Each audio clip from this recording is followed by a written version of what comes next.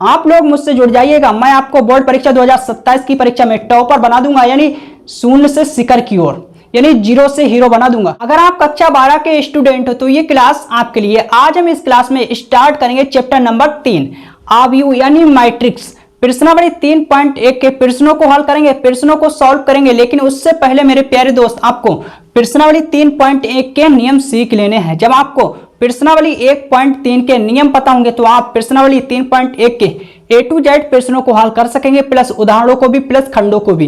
तो सबसे पहले आपको सीखने हैं प्रश्नावली 3.1 के नियम सीखने से भी पहले आपको पार्ट का नाम लिख लेना है, आव्यूह यानी matrix. Okay, chapter number 3 part 3 clear. आव्यूह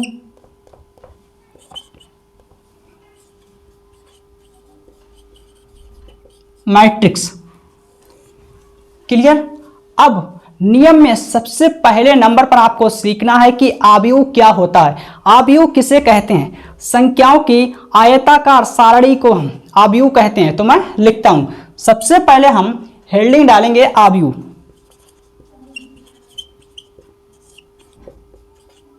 मैट्रिक्स क्लियर मेरे प्यारे दोस्त। तो लिखेंगे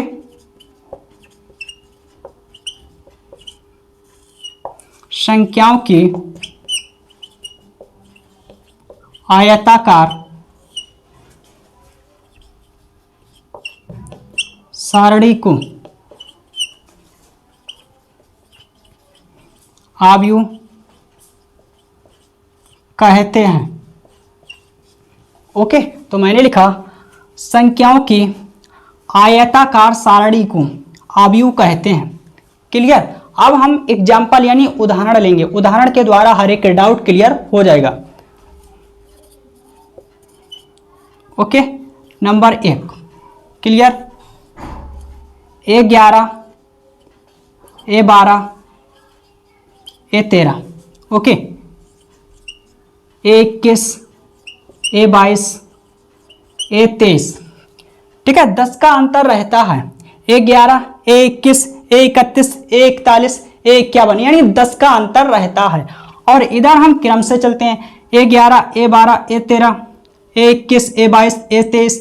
अगर हम नीचे नंबर लेते हैं तो मेरे को A31 लेना पड़ेगा, अगर इससे भी नीचे लेते हैं तो A41 ठीक है, यानी 10 का अंतर रहता है। कहने का मतलब यह है कि अगर हम घटाएंगे तो 10 का अंतर रहता है, लेकिन इधर सेम टू सेम क्रम से चलते हैं। ठीक है, A11 A12 A13 A21 A22 A23 clear. I hope समझ आया होगा मेरे प्यारे दोस्त। तो इसे मैं रब करता हूं। जब हम स्तंभ में लिखते हैं मेरे प्यारे दोस्त, तो यहां पर शुरू में 10 का अंतर रहता है। ओके, अब यहां पर यह है पहली पंक्ति और इसे हम कहते हैं दूसरी पंक्ति। पहली पंक्ति, दूसरी पंक्ति, पहला स्तंभ, दूसरा स्तंभ, तीसरा स्तंभ। ओके, तो मैं लिख देता हूं, जिसकी सहायता से आपको बहुत ही बिंदास तरह से समझ में आने वाला है।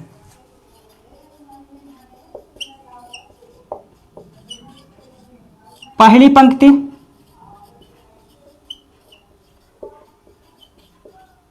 दूसरी पंक्ति। ओके, और पंक्ति को हम अंग्रेजी में रो कहते हैं। क्या कहते हैं मेरे प्यारे दोस्त? पंक्ति को हम अंग्रेजी में रो कहते हैं, ROW। तो मेरे प्यारे दोस्त, इसे हम प्रदर्शित करेंगे R1 ठीक है, यानी पहली पंक्ति। ठीक है, R2 यानी दूसरी पंक्ति, मैंने कहा R2 क्लियर। पहला स्तंभ, दूसरा स्तंभ, तीसरा स्तंभ। मेरे प्यारे दोस्त, स्तंभ को हम अंग्रेजी में कॉलम कहते हैं। तो मैं लिख देता हूं,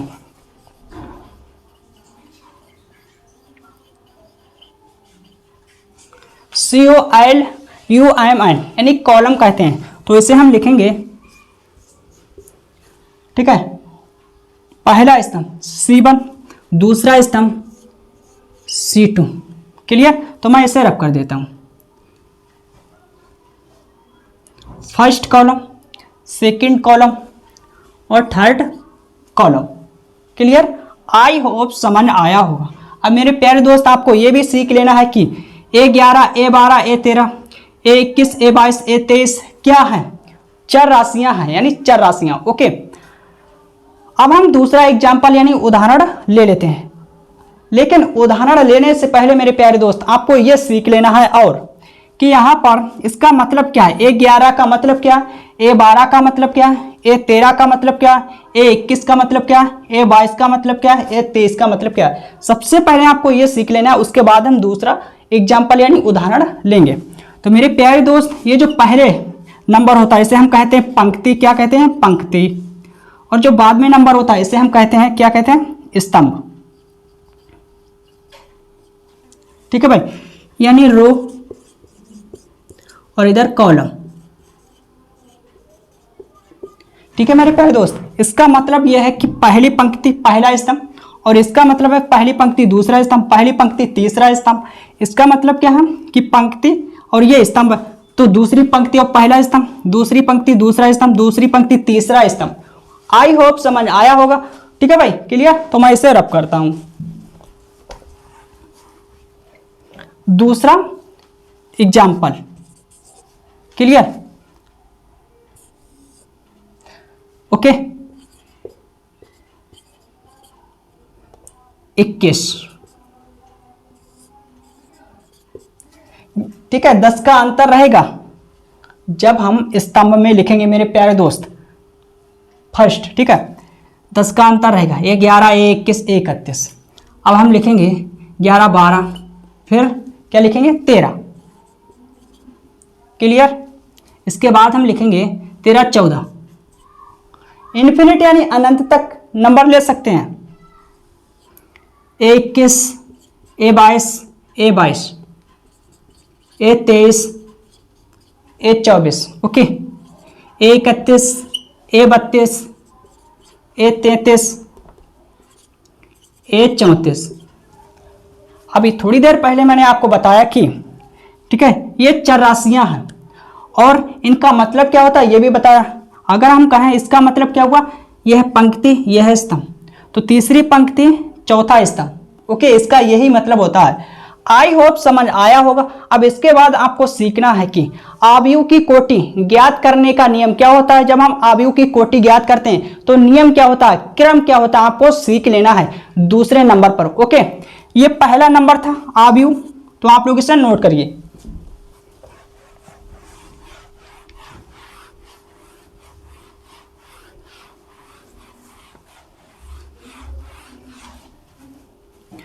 हर एक चैप्टर का, हर एक प्रश्नावली का, हर एक प्रश्न का गर्दा उड़ाएंगे, हर एक प्रश्न को मलाई बना देंगे।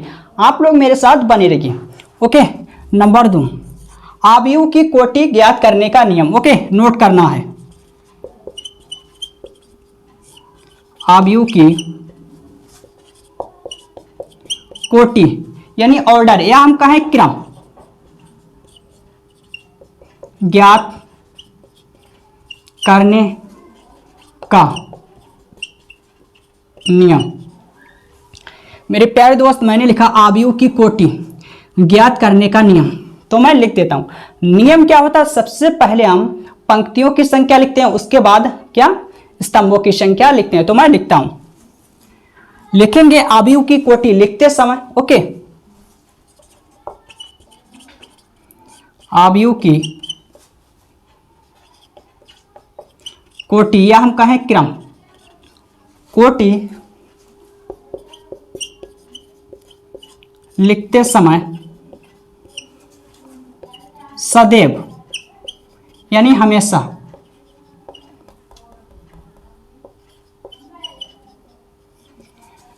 पहले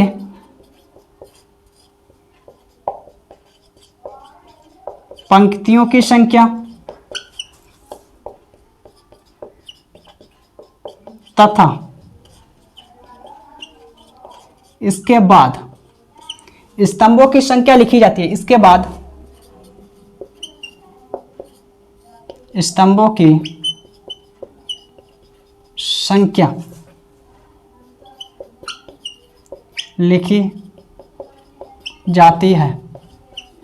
मेरे प्यारे दोस्त आई होप समझ आया होगा, मैंने लिखा, ठीक है। अवयव की कोटि, यह हम कहें क्रम ज्ञात करने का नियम क्या होता है। अवयव की कोटि लिखते समय सदैव यानी हमेशा पहले हम सबसे पहले पंक्तियों की संख्या लिखते हैं तथा इसके बाद स्तंभों की संख्या लिखी जाती है। तो आपको सूत्र अच्छी तरह से तैयार कर लेना है। सूत्र क्या है, मैं लिख देता हूं सूत्र। ओके,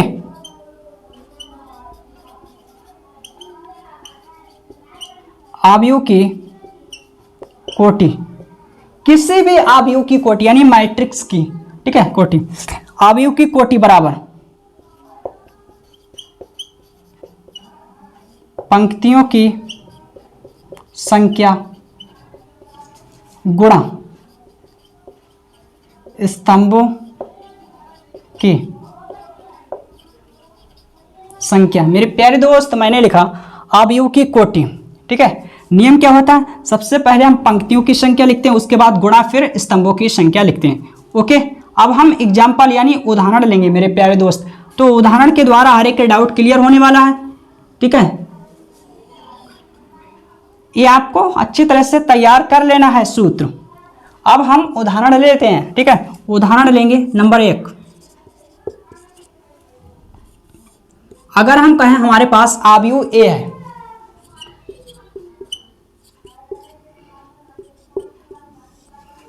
तो इस अवयव की कोटि क्या होगी यानी क्रम क्या होगा, ठीक है। तो हम लिखेंगे अवयव क्या है ए की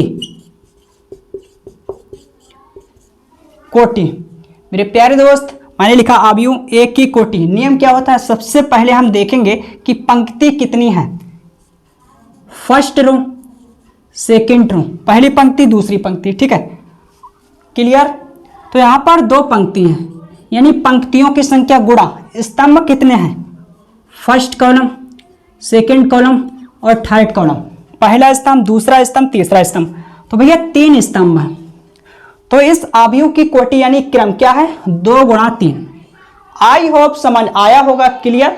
तो आप लोग इसे नोट करिए। इसके बाद हम दूसरा एग्जाम्पल यानी उदाहरण ले लेते हैं।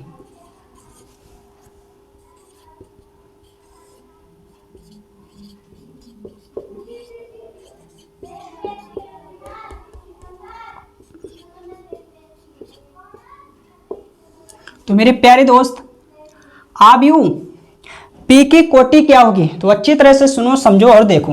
हम लिखेंगे अतः अवयव पी की कोटि या हम कहें क्रम, अवयव की कोटि या हम कहें क्रम मेरे प्यारे दोस्त। ओके, तो नियम क्या होता है, पंक्तियों की संख्या, कितनी पंक्तियां हैं, 1 2। स्तंभ कितने हैं, 1 2 3 4 5। यही मेरा फाइनल आंसर है मेरे प्यारे दोस्त। नियम आपको अच्छी तरह से सीख लेने हैं। अगर आपको अच्छी तरह से नियम पता होंगे तो प्रश्नों में लेने के देने नहीं पड़ेंगे, बल्कि आप प्रश्न को मलाई बना दोगे, क्लियर। तो यहां पर अवयव पी की कोटि यानी क्रम क्या है, 2 गुणा 5। यही मेरा फाइनल आंसर है मेरे प्यारे दोस्त। इसके बाद आपको नंबर 3 पर सीखना है कि किसी भी अवयव में अवयवों की संख्या किस प्रकार से ज्ञात करते हैं, यानी ज्ञात करने की, अवयवों की संख्या ज्ञात करने का नियम क्या होता है, ठीक है। तो सबसे पहले आप लोग इसे नोट करिए।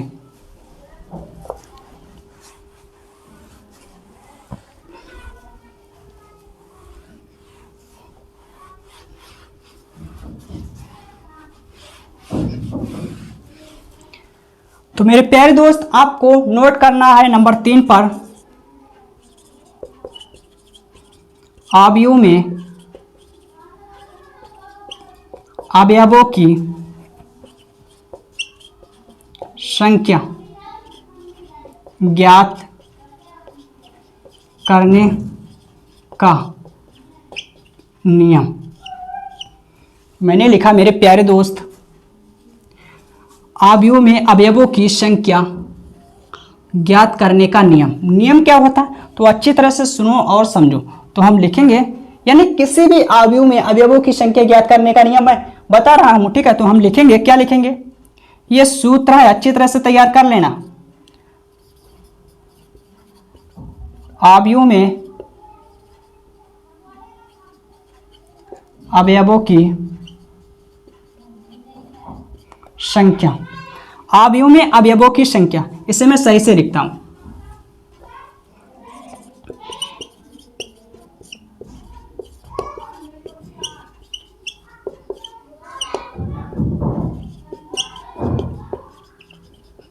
तो मैंने लिखा अवयवों में अवयवों की संख्या। नियम क्या होता है? सेम टू सेम नियम रहेगा, ठीक है।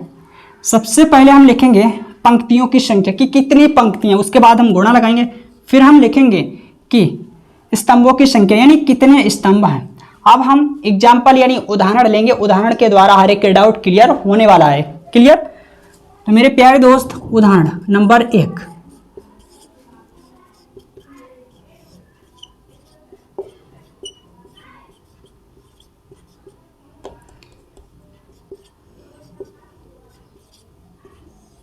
तो मेरे प्यारे दोस्त इस अवयव में कितने अवयव हैं, इस अवयव में कितने अवयव हैं। तो मेरा नियम क्या होता है, ठीक है, ये है। तो हम लिखेंगे मेरे प्यारे दोस्त, अतः अवयव ए में अवयवों की संख्या। मैंने लिखा अवयव ए में अवयवों की संख्या। नियम क्या होता है? सबसे पहले पंक्तियों की संख्या, ठीक है, फर्स्ट रो, सेकेंड रो, फिर कॉलम यानी स्तंभ, पहला स्तंभ, ठीक है, first column, second column, third column, ठीक है, फोर्थ कॉलम, फिफ्थ कॉलम, पांचवा स्तंभ, ठीक है। तो पंक्तियों की संख्या, पंक्ति कितनी है? 1 2,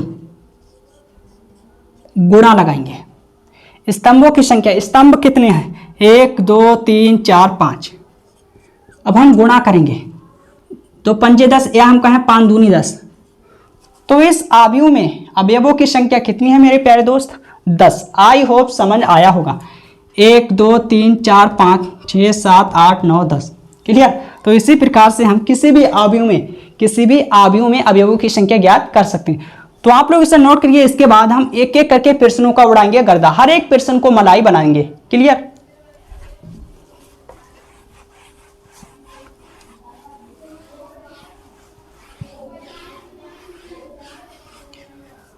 तो अच्छी तरह से सुनो, समझो और देखो। पहला प्रश्न, तो हम क्या करेंगे? अवयव ए के लिए ज्ञात कीजिए। इसने कहा कि अवयव ए के लिए ज्ञात कीजिए। क्या ज्ञात कीजिए? 3 खंड दिए हुए हैं, अवयव की कोटि ज्ञात कीजिए, अवयवों की संख्या ज्ञात कीजिए। और यहाँ पर जो अवयव दिए हुए हैं A13, A21, A33, A24, A23, इनका मान ज्ञात कीजिए कि कितना होगा। ठीक है, तो सबसे पहले हम इस अवयव को नोट कर लेते हैं, उसके बाद ही एक एक करके खंडों को मेंशन यानी हल करेंगे। दिया है। क्लियर मेरे प्यारे दोस्त? 19 -7, ओके, 35 माइनस का 2, 5/2, 12 √3। ठीक है मेरे प्यारे दोस्त, √3, 1 माइनस का 5, फिर 17। अब हम एक एक करके खंडों को हल करेंगे। तो पहला खंड मेरा क्या है? अवयव की कोटि ज्ञात कीजिए। ठीक है, तो हम लिखेंगे पहला खंड अवयव ए की कोटि। ओके, तो लिखेंगे अवयव ए की कोटि। ठीक है, या हम कहें क्रम, कोटि या हम कहें क्रम। ओके, नियम क्या होता है कि पंक्तियों की संख्या गुणा स्तंभों की संख्या मेरे प्यारे दोस्त। तो पंक्ति कितनी है? 1 2 3 गुणा स्तंभों की संख्या। स्तंभ कितने हैं मेरे प्यारे दोस्त? 1 2 3 4। तो यही मेरा फाइनल आंसर है। क्लियर? तो आप लोग इसे नोट करिए। ओके, अब हम दूसरे खंड को हल करेंगे।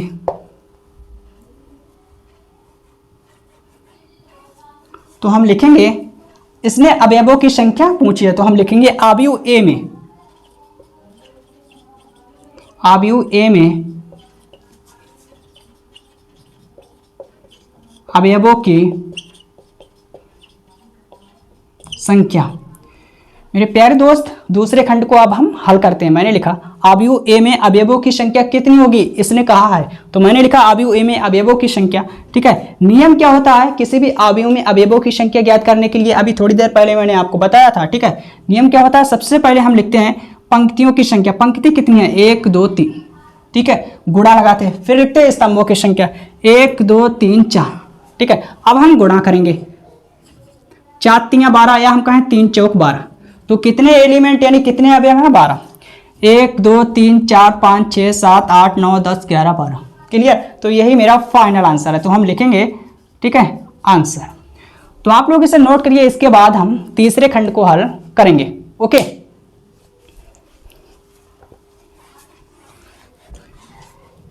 कैमरे पर मक्खी बैठ गई है तो मैं इसे हटा देता हूं। मेरे प्यारे दोस्त, कैमरे पर मक्खी बैठ गई थी तो मैंने इसे हटा दिया। ओके, अब हम तीसरे खंड को हल करेंगे। क्लियर, अब ए 13 कितना है, अब ए 13 कितना है।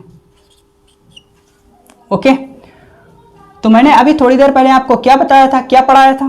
ठीक है, क्या पढ़ाया था, ए 11 ए 12 ए 13 ए 21 ए 22 ए 23 फिर 31 फिर 41 फिर 51, इसी प्रकार से तो चलते हैं। तो यहाँ पर ठीक है, इस अवयव में 13 कहां पर होगा मेरे प्यारे दोस्त। ठीक है, 11 12 13 तो 19।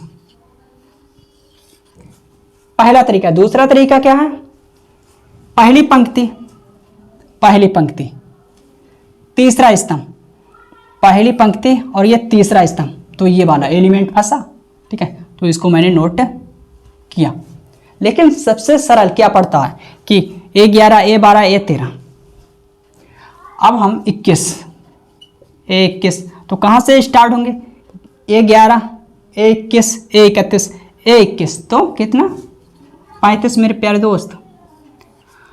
अब हम बात करेंगे ए 33 की, तीसरी पंक्ति तीसरा स्तंभ, तो तीसरी पंक्ति और तीसरा स्तंभ ये 31 32 33 -5।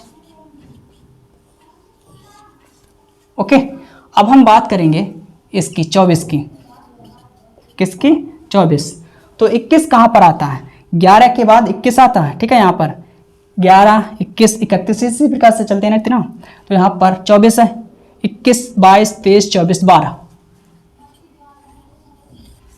ओके, अब हम 23, ये 23 क्या होगा, तो हम देखेंगे 21 कहाँ पर होता है, 11 के बाद 21 होता है। ठीक है, स्तंभ में 11 21 31, तो यहाँ पर 21 22 23, मेरे को 23 देखना है, तो कितना है 5/2। तो मेरा तीसरा खंड भी कंप्लीट हो गया मेरे प्यारे दोस्त। आप लोग इसे नोट करिए, इसके बाद हम दूसरे खंड को, दूसरे प्रश्न को, खंड को नहीं प्रश्न को हल करेंगे। ठीक है,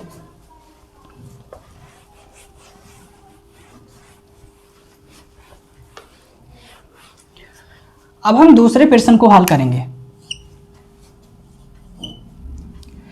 यदि किसी अवयव में 24 अवयव हैं तो इसकी संभव कोटियां क्या हैं। यदि इसमें 13 अवयव हों तो कोटियां क्या होंगी। मेरे प्यारे दोस्त, प्रश्न नंबर 2 में 2 खंड है भाई। पहला खंड यहां से यहां तक है, अवयवों की संख्या 24 है, तो इसने कहा है मेरे प्यारे दोस्त पहले खंड में कि अवयवों की संख्या 24 है, तो 24 अवयवों वाले अवयव की संभव कोटियां कितनी होंगी। ठीक है, और दूसरा जो मेरा खंड है, भाग यहां से ओके यहां तक, दूसरे खंड में इसने कहा कि अवयवों की संख्या 13 है, तो 13 अवयवों वाले अवयव की संभव कोटियां कितनी होंगी, यानी पॉसिबल। ठीक है, ऑर्डर। तो सबसे पहले हम पहले खंड को ठीक है हल करेंगे। प्रश्न नंबर दूसरा, भाग 1। ठीक है मेरे प्यारे दोस्त, तो हम लिखेंगे जो दिया हुआ है, क्या दिया हुआ है, अवयवों की संख्या कितनी है 24, तो हम लिखेंगे दिया है, चूंकि दिया है, क्या दिया है, अवयवों की संख्या। ठीक है भाई, 24 है। अब हम लिखेंगे इसलिए 24 अवयवों वाले अवयव की संभव कोटियां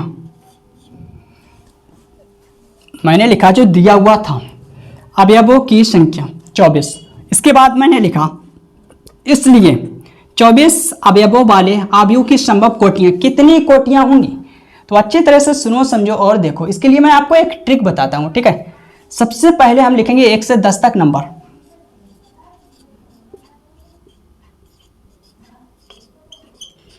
ये नंबर मैंने इसलिए लिखे ताकि आपको अच्छी तरह से समझ में आ जाए, नहीं तो मैं इतनी तेज लिख सकता हूं कि आपको समझ में ही नहीं आएगा कि कहां पर कौन कैसे आया, ठीक है। तो स्लोली यानी धीरे धीरे इसलिए पढ़ा रहा हूं ताकि आपको अच्छी तरह से समझ में आ जाए। अब किस प्रकार से हम कोटियां ज्ञात करेंगे, तो एक में हम कितने से गुणा करें कि 24 आ जाए, 24 से, ओके, बराबर 24 नहीं लिखना है। अब हम 2 में कितने से गुणा करें कि 24 आ जाए, 12 दूनी 24। अब हम 3 में मेरे प्यारे दोस्त कितने से गुणा करें कि 24 आ जाए, ठीक है। मैंने कहा इस 3 में कितने से गुणा करें कि 24 आ जाए, 8 3 24, क्लियर, यानी 24 आना चाहिए। अब हम 4 में कितने से गुणा करें कि 24 है, 6 चौक 24। अब हम 5 में कितने से गुणा करें कि 24 आ जाए, तो ऐसा कोई भी नंबर संभव नहीं है, ठीक है। अब हम 6 में कितने से गुणा करें कि 24 आ जाए, 4 से, लेकिन हम 4 और 6 ऊपर लिख चुके हैं, ठीक है, रिपीट नहीं करेंगे। 7 में हम कितने से गुणा करें कि 24 आ जाए, ऐसा कोई भी नंबर संभव नहीं है। 8 में हम कितने से गुणा करें कि 24 आ जाए मेरे प्यारे दोस्त, तो अगर हम 3 से गुणा करते हैं तो 24 आता, लेकिन 3 और 8 हम पहले लिख चुके हैं तो हम रिपीट नहीं करेंगे, ठीक है। अब यहाँ पर 9 में हम कौन से नंबर से गुणा करें कि 24 आए, तो ऐसा कोई भी नंबर पॉसिबल यानी संभव नहीं है कि 9 में हम जिस नंबर से गुणा करें 24 आए, क्लियर ना। अब हम देखेंगे कि नंबर 10 में कितने से गुणा की जाए यानी करें कि 24 है, तो ऐसा कोई भी नंबर संभव नहीं है, पॉसिबल नहीं है, तो असंभव, क्लियर। तो मैं इसे रब करता हूं, ओके। अब हम क्या करेंगे, इनका उल्टा करेंगे, 24 गुणा 1, 24 गुणा 1, फिर 12 गुणा 2, फिर 8 गुणा 3, फिर 6 गुणा 4। तो मेरे प्यारे दोस्त 24 अवयवों वाले अवयव की संभव कोटियां कितनी बनी, 4 और 4 8, ओके। तो यही मेरा फाइनल आंसर है, आप लोग इसे नोट करिए। इसके बाद हम दूसरे भाग को यानी दूसरे खंड को हल करेंगे, ओके।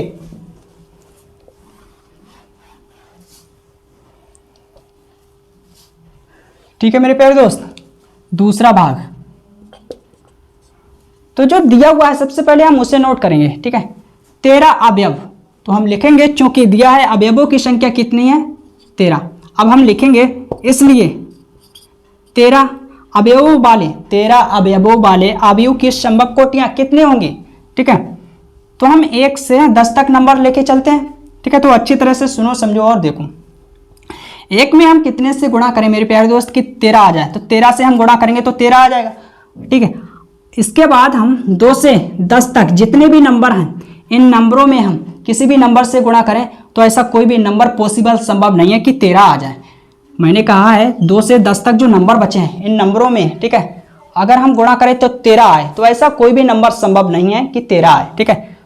तो यहाँ पर इसका उल्टा करेंगे।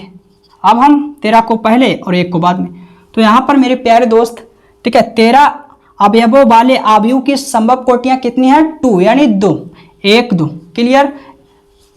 दूसरा खंड भी मेरा कंप्लीट हो गया, आप लोग इसे नोट करिए। इसके बाद तीसरे प्रश्न का उड़ाएंगे गर्दा।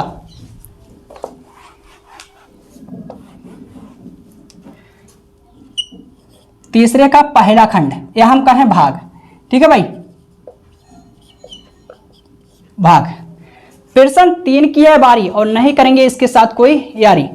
तो इसमें प्रश्न 3 में भी 2 खंड है यानी 2 भाग हैं। एक भाग यहां से यहां तक, ठीक है भाई, कहां से कहां तक, यहां तक। दूसरा भाग यहां से यहां तक, ठीक है। तो पहले भाग को हल करते हैं यानी पहले खंड को। यदि किसी अवयव में यानी मैट्रिक्स में 18 अवयव हैं यानी एलिमेंट हैं, तो इसकी संभव कोटियां क्या होंगी। तो सबसे पहले नोट करेंगे चूंकि दिया है अवयवों की संख्या 18। इसके बाद हम लिखेंगे इसलिए 18 अवयवों वाले अवयव की संभव कोटियां क्या होंगी, कितनी, ठीक है, कोटियां होंगी। तो हम लिखेंगे 1 से 10 तक एलिमेंट सबसे पहले लिख लेते हैं, क्लियर। अब मेरे प्यारे दोस्त 1 में हम कितने से गुणा करें कि 18 आए। अगर इसमें हम 18 से गुणा करते हैं तो 18 आएगा। अब हम 2 में किस नंबर से गुणा करें कि 18 है, तो 9 से। ओके, अब हम 3 में कितने से गुणा करें कि मेरा 18 है, 6 3 18 मैंने कहा, ठीक है, 3 गुणा 6। अब हम 4 में कितने से गुणा करें कि 18 है। तो प्रकृति में ऐसा कोई भी नंबर संभव नहीं है, पॉसिबल नहीं है कि 4 में हम गुणा करें और मेरे को 18 मिले। क्लियर, तो हटा देंगे। अब 5 में कितने से गुणा करें कि 18 है, तो कोई भी नंबर संभव नहीं है ऐसा, ठीक है। अब हम 6 में कितने से गुणा करें कि 18 है, 3 से, लेकिन 3 और 6 ऊपर हम लिख चुके हैं तो रिपीट नहीं करेंगे, दोबारा नहीं लिखेंगे, ठीक है, हटा देंगे। अब 7 में हम कितने से गुणा करें कि मेरे को 18 मिले, तो ऐसा कोई भी नंबर पॉसिबल प्रकृति में नहीं है। अब 8, ठीक है भाई, 8 की बारी है। 8 में हम कितने से गुणा करें कि 18 आ जाए, तो ऐसा कोई भी नंबर संभव नहीं है। अब हम 9 में कितने से गुणा करें कि 18 आ जाए, 2 से, लेकिन 9 और 2 हम लिख चुके हैं, रिपीट नहीं करेंगे तो हटा देंगे। अब हम 10 में कितने से गुणा करें कि 18 मेरे को मिले, तो प्रकृति में ऐसा कोई भी नंबर नहीं है कि अगर हम 10 में मल्टीप्लाई यानी गुणा करें तो मेरे को 18 मिले, तो हटा देंगे, ठीक है। इससे मैं रैप करता हूं, आई होप समझ आया होगा। क्लियर। अब इसका उल्टा करूंगा, इनका उल्टा करूंगा, पहले 18 फिर 1 को, ठीक है, बाद में लिखेंगे। उल्टा करो भाई, उल्टा करो, ठीक है। तो मेरे प्यारे दोस्त, 18 अवयवों वाले अवयव की संभव कोटियां कितनी है, यानी पॉसिबल ऑर्डर, तो यहां पर 3 और 3 6। क्लियर, यही मेरा फाइनल आंसर है। आप लोग इसे नोट करिए, इसके बाद हम दूसरे खंड यानी भाग को हल करेंगे। क्लियर।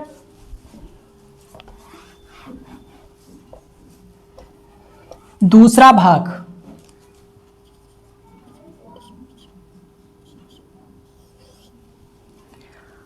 अगर आप लोग नए व्यूअर्स हो तो चैनल को सब्सक्राइब कर लीजिए, क्योंकि इसमें आपका ही फायदा, जब भी मैं वीडियो डालूंगा तो यूट्यूब के द्वारा सबसे पहले नोटिफिकेशन आपकी मोबाइल में ही आएगा। आप लोग मुझसे जुड़ जाइएगा, मैं आपको बोर्ड परीक्षा 2027 की परीक्षा में टॉपर बना दूंगा, यानी शून्य से शिखर की ओर, यानी 0 से हीरो बना दूंगा, ठीक है भाई। तो दूसरे खंड को हल करते हैं।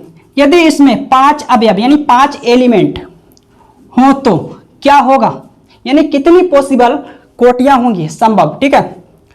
तो सबसे पहले जो दिया उसे नोट करेंगे, लिखेंगे, चूंकि दिया है अवयवों की संख्या 5 यानी 5।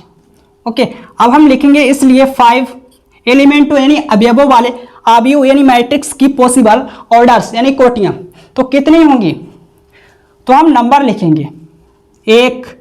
अब 1 में हम कितने से गुणा करें, मेरे को 5 मिले, 5 से। अब यहां पर 2 से 9 तक जितने भी एलिमेंट यानी अवयव बचे हुए हैं, इन नंबरों में कितने से गुणा करें कि मेरे को 5 मिले, तो इन नंबरों में, ठीक है, ऐसा कोई भी नंबर संभव नहीं है प्रकृति में कि 2 से 9 तक जितने भी एलिमेंट हैं इनमें गुणा करें कि मेरे को 5 मिले। तो मेरे प्यारे दोस्त, इसका हम उल्टा करेंगे, 5 गुणा 1, ठीक है। तो मैंने लिखा 1 गुणा 5 का 5 गुणा 1, ठीक है। 5 अवयवों वाले अवयव की संभव कोटियां कितनी मिलेंगी मेरे को, ठीक है, 2। तो यही मेरा फाइनल आंसर है। तो आप लोग इसे नोट करिए। अगर आज की क्लास अच्छी लगी हो तो अपने चैनल को लाइक, सब्सक्राइब और शेयर करिएगा। अगर नए व्यूअर्स हो तो चैनल से जुड़ जाइएगा, क्योंकि इस चैनल पर आपको कक्षा 10 और कक्षा 12 का A to Z मैथ का सिलेबस प्रोवाइड कराया जाएगा। तो मिलते हैं अगली क्लास में, और अगली क्लास में अगले प्रश्नों का उड़ाएंगे गर्दा।